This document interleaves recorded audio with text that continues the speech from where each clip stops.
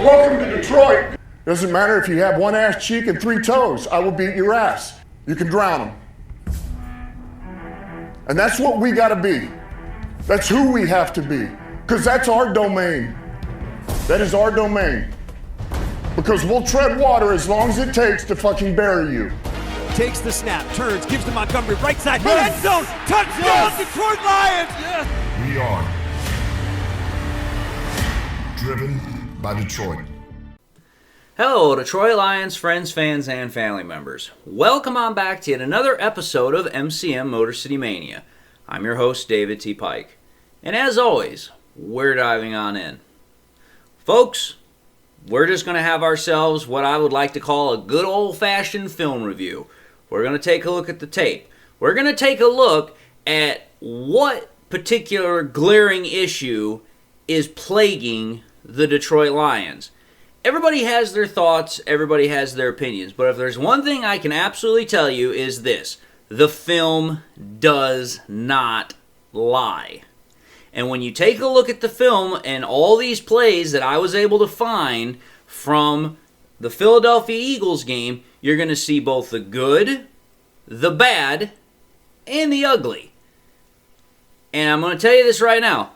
There are times where it looks good, as is the title states. There are times it looks really bad, and there are times when it just looks downright ugly. And I'm going to take you through all these plays I was able to find where I'm just like, okay, that's really good. And then other times I'm scratching my head wondering, what the hell be going on here? But we got a lot of stuff to cover, so I'm not going to take too much time here. So let's get right into it. Let's take a look at this first play here. I'm going to put up some film art first where I actually kind of did some drawings so that way you guys can kind of see what I'm looking at and what I'm about to show you before the actual play itself goes through. And much like any time I do film review, I'm going to do one where it's going to be full speed, and I'm going to do one where it's slow speed, or it's going to be half speed. So let's take a look-see at the film art here. What you're going to see is a typical front, and you're going to see what all happens is these linemen are going to do what I like to call a double block across the board. And you're going to see the guards particularly are the ones that are going to be doing the double block. They're the ones that are going to double team the interior defensive linemen. And then you're going to see the guys that are on the outside, the tackles, they're the ones that are going to seal the edges. They're doing a particularly good job as far as, making sure that everybody's taken care of. This is what sets up that clean pocket. Now, when you take a look at it in regular speed, you're going to see exactly what I'm referring to here. The guard and center on the left side, they do a good job of getting their double team block. Then the other guard and the right tackle, Sewell, they do another good job as far as getting their blocks taken care of. But what happens here is that by getting a good amount of pass blocking set up, establishing that pocket, what you see is that Jared Goff has a clean pocket to work with. Jared Goff is able to establish himself in the pocket off of this play action and is able to throw a good ball. This is typical 101 blocking. This is also typical 101 how the Lions offense runs. This is how the Lions offense gets itself going. So that's a good play. That's a good established play where the offensive line does exactly what it's supposed to do. Let's take a look on the opposite side of this coin. Let's take a look of where there is a poor block here. This one's not going to have any film art, but what you're going to see is I'm going to slow it down real quick, and then I'm going to show it in full speed again. What you're going to notice here is that from almost the get-go, Jordan Davis, who's the guy that's opposite of Awasika, is going to get instant penetration on an inside move. Well, what does that mean? It means that Goff has no time really to get himself set up. He doesn't have time to get his feet set. He doesn't have time to survey the field really. He's got to move in the pocket. He's got to get off his spot, and he's got to try and find a way to avoid a sack. And honestly, what saves this play is Goff being able to move in the pocket and Jamo just making a really, really good catch. This was literally what happened almost all throughout the night. The only thing that didn't happen that happened in this play is that the offense was actually able to somehow make a play off of it.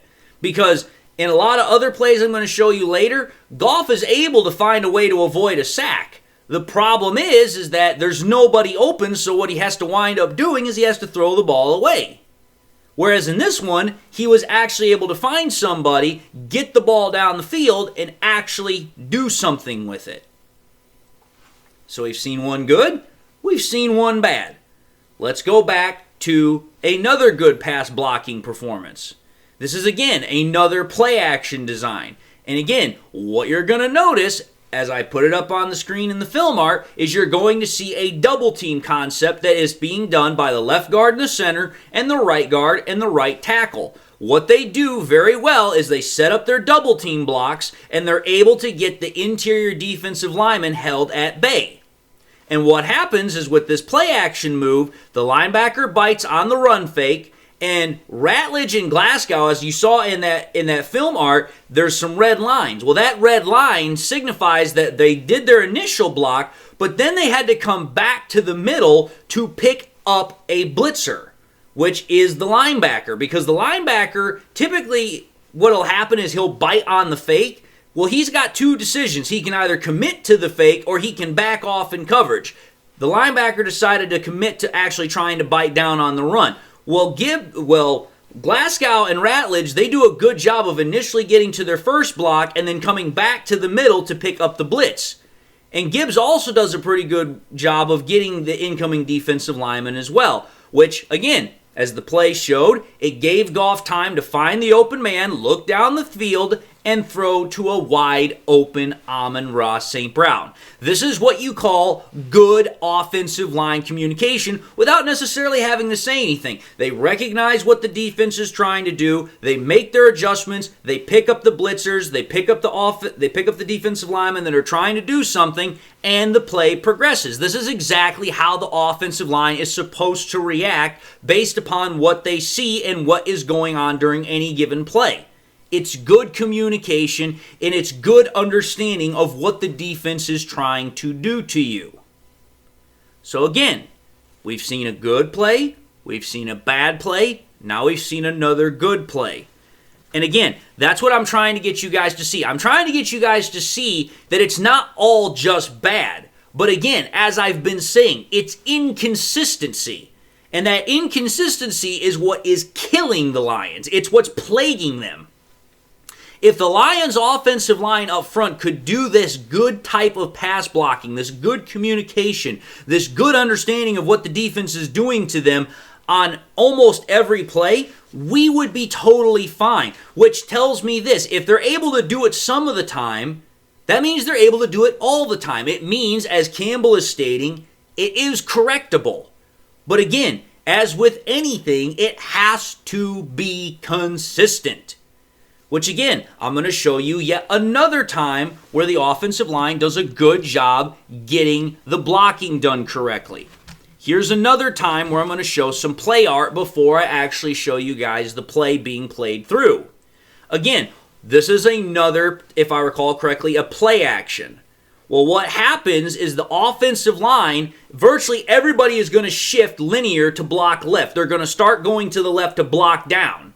Well, what happens is then on the backside, on the left-hand side, Brock Wright is going to release, and he's going to come all the way down the line, and he's going to pick up the free release edge rusher on the right-hand side. Again, this play fake gets the linebackers to bite. They're trying to figure out what the offense is doing, and what Goff is able to do is he's able to deliver a laser over the middle to Jamison Williams, who then goes the rest of the way for a touchdown. This was the one touchdown the Lions had all night. And again, what you notice is that, hey, when the offensive line up front is blocking correctly and they're able to take care of their assignments, they're able to maintain integrity in the middle, and everybody knows what the hell they're doing, the offense can actually do what it's designed to do. So again, you have a good job of blocking from the offensive line there. But if there's one thing we also know, it doesn't matter necessarily if the offensive line is always doing their job correctly. Everybody else has to do their job correctly. Why do I say that? Well, let's take a look at this next play here. In this next play, the 5 offensive linemen actually do a pretty decent job blocking up front. Where does the problem come in? The problem comes from tight end Brock Wright, and then it comes on the back end when Amon-Ra St. Brown drops the pass. Again, this is a play action play. What happens? The offensive line does a good job of setting up solid blocking schemes. The problem is that, like the previous play where Brock Wright is supposed to come on the backside and get a block so that way Jared Goff has the ability to set up and throw, he's late getting to that block. Well, what happens is then Goff has to speed up his throw. He has to try and find a way to, again, avoid a sack, which he does.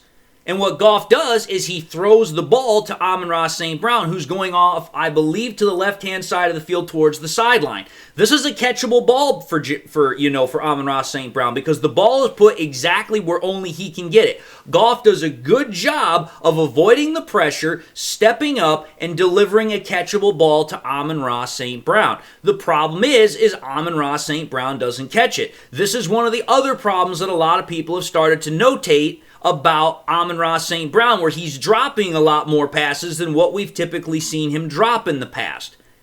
And why do I bring this up? Well, for all that people want to say about John Morton, about how he wanted to keep saying the same thing over and over again, how it's one or two guys that are doing something wrong, and it's like, dude, it's like, it can't be that simple. The film shows it is that simple. Because if Brock Wright gets that block, Jared Goff doesn't have to rush the throw. He might be able to find somebody else. And then if Amon-Ra St. Brown is actually able to make that catch on that perfectly catchable ball that Jared Goff delivered him, you're talking about a first down there rather than having to go to the next down and you've got nothing. It's like what John Morton said. I know a lot of people don't like him as a play caller, but it's like the film is absolutely showing he is correct. When one or two guys are not doing their jobs, it makes things that much more difficult for the offense to try and perform. Now let's move on to another play, which, if I recall correctly, based upon my notes here, this play happens the very next play. Again, it's going to be bad blocking up front for the offensive line, so it's going to be different in that regard. But it's yet another drop here. And that was a problem, other than batted balls, that was a big issue against the Eagles. We had too many guys dropping passes. J-Mo dropped passes, Gibbs dropped passes, Amon-Ra St. Brown dropped passes, and as this play shows, Tesla dropped a pass. This is a straight drop back throw right here. But in this play, and again, I'm going to show the slow motion first so that way you guys can see exactly what I'm referring to here, where the problem comes in is that both Penei Sewell and Awasika, they both poorly block their guys. And what happens is that it results in Goff being hurried. Well, what happens? Penei Sewell allows his guy to come inside by doing a stunt inside. Sewell barely gets a hand on him. For Awasika, the same thing happens. So what you have is you have two guys that are coming directly in the middle because the outside guys, which is Sewell, and then obviously the second outermost guy, which would be the left guard, Awasika, they're not able to keep inside containment on these blockers, on these defenders, and the blocking breaks down. Well, again, Goff has to speed up the throw. But again, much like he did the previous play with Amon-Ra St. Brown, he gets it to Isaac Tesla, but Isaac Tesla just watches it go through his hands. Again, another delivered ball that's catchable. This is a play where your receivers have got to have it, and both times in back-to-back plays, the receivers just couldn't get the job done. And again, it's another instance of what John Morton said. One or two guys just simply not doing their jobs, and it completely messes up the play. Now, normally we don't say anything bad about Penei Sewell, but Penei Sewell, much like anybody else that night, was not immune to making mistakes, and this clearly demonstrates it. And when you start seeing this, and I'm going to just reference it right now, when I was looking through the film, there were at least a couple of times where it's like, okay, you have one bad play here, and then the very next play you have another bad play. It's quite literally just like if you've watched the replacements with Gene Hackman and Keanu Reeves, they literally have that moment in the locker room where they start talking about quicksand and how it's like, okay, you have one bad play, and then you have another, and it's like you can't move. You can't get anything going because you're stuck in quicksand. Exact same concept here. It's like, listen, if you can start, just stacking a couple of plays, the offense builds confidence. The offense is able to start moving the ball. At this point where it's like when you have back-to-back or, multiple drives where you're having plays and it's just not going anywhere, and it's because of poor execution like this or poor follow-through when it gets to the receiver, you start having these problems. But I'm going to say this right now. It ain't all just the players. Let's take a look at this next play. This is the ugly. This is an ugly play call. I remember when Dan Campbell said that there were some plays that he wished he could have back. This has definitely got to be one of them. Because this is just an ugly-ass play call. I have no idea why freaking Dan Campbell would call this play, but he did. What's the play? Well, here's the replay. This is a naked play-action boot, which a naked play-action boot means pretty much this. It's a quarterback play-action, and then he's going to naked boot, and that means he's got no protection to whatever side he's booting to.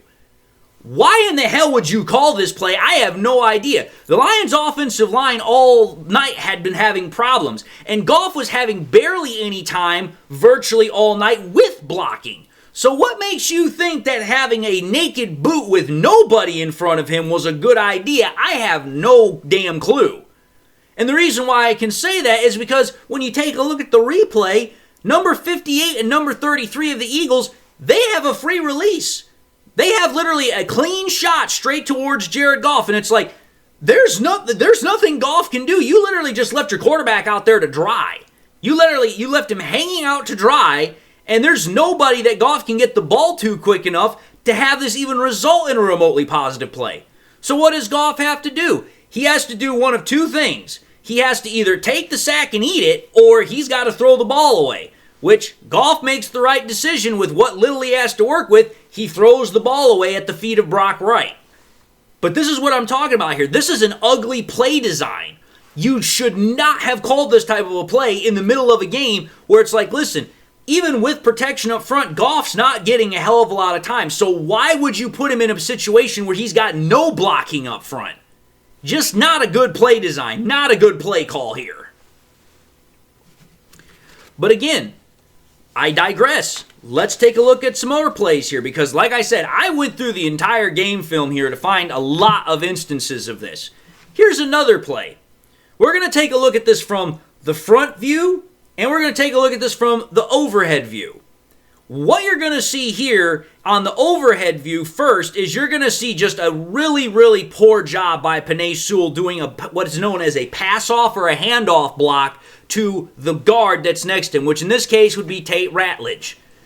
And what makes this play particularly bad is when you take a look at the upper part of the play call, and I'm going to put this in some film art, if Goff had just gotten the time that was necessary, and I'm not talking about a whole hell of a lot of time, he was just given enough time to really actually survey the field, this play could have gone for a big play. Because towards the end of the play, where Goff would have had a chance to actually throw it, Amon-Ra St. Brown is literally breaking over the middle on a dig route, and there's nobody in front of him. He's got green grass. So if Penei Sewell and Tate Rattlage would have actually done a good job of doing the handoff block and actually making sure everything was done correctly, this play could have broken wide open. And you'll see exactly what I mean when I'm talking about the backside, viewpoint. Because what happens is when the guy engages Sewell, Sewell barely touches him. Like he literally sticks out his left hand just to say, hey, I put a hand on him. Now it's up to Tate Rattlage to then try and pick this block up. Which Tate Rattlage does an even worse job of trying to pick the block up, which is part of the reason why Goff then has to, again, speed up his throw, and he doesn't have the chance to see Amon-Ra St. Brown breaking over the middle. Because I guarantee you, that was the primary throw on that play. That is what Jared Goff is looking for. But when the pocket is collapsing, he doesn't have a chance to actually survey the field. He has only two options. Either take the sack or throw the ball away. And again, what Goff kept doing all through the night is he didn't want to take sacks, so he would just throw the ball away to give the offense a chance to fight for another down. And again, this goes back to what John Morton has been saying all throughout the year. When one or two guys are not doing their jobs, it really puts the offense in a bind. And again, the fact that I'm saying this about Sewell, it is kind of a little bit perturbing because it's like, this is not what you normally expect to see from Sewell. He's an all-pro tackle. He does his job extremely well 99% of the time. But like I said, even in this game, he just was not getting the job done. And it then got passed off to other people who weren't getting the job done, which put the offense in a really hard position to try and get their plays going through. Now, let's keep moving on here. I've also talked about Rattlage quite a bit here. And in this play, you're going to see why Rattlage, he had a really, really, really bad night. This play was literally the personification of that one. This play is happening very, very late in the game. But again, just like John Morton said, one or two guys not doing their jobs. The guy that looks particularly bad on this play is Tate Rattlage, but again, Penei Sewell does not do a good job either. Take a look at this replay. From the very get-go, Tate Rattlage absolutely gets destroyed. Destroyed. Literally what happens here is Tate Rattlage gets, kind of like sideswiped, and he gets manhandled. He doesn't even have a chance to really set up his block because he just gets absolutely shoved out of the way. So now you have an interior offensive lineman that pretty much is offering no resistance. So now you've got almost a free look going straight to the quarterback on the inside. That's an embarrassing beat by freaking Tate Rattlage getting beat there.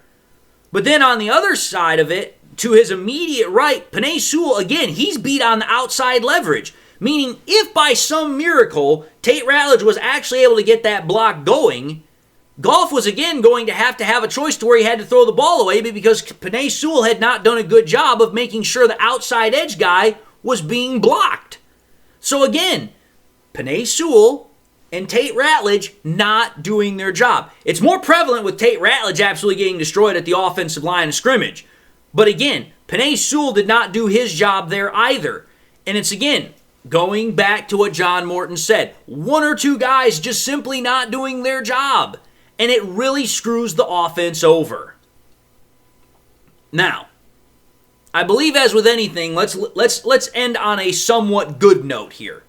We're going to take a look at this last play. In this last play, what we're going to see is, again, if I recall correctly, it's the very next play. And what you see is solid blocking. I wouldn't say great, but it's solid blocking up front by the offensive line. The guy that actually does a really good job here is Graham Glasgow. Because again, this is a straight drop back in the gun, just like the previous play. Well, what happens is the offensive line picks up the pass rush pretty well. But what happens is Graham Glasgow, he sees that the guy that's on the outside is trying to do an inside stunt. So what he does is he comes back to the right, he picks up the inside stunt move.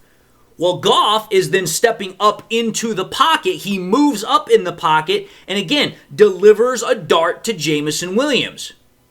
So again, it's another big play. But what I have clearly shown throughout the entirety of this film breakdown is the same thing over and over again. One or two guys that are not doing their jobs, it screws over the offense time and time again. And particularly, it leaves Jared Goff in a very, very bad situation, number one.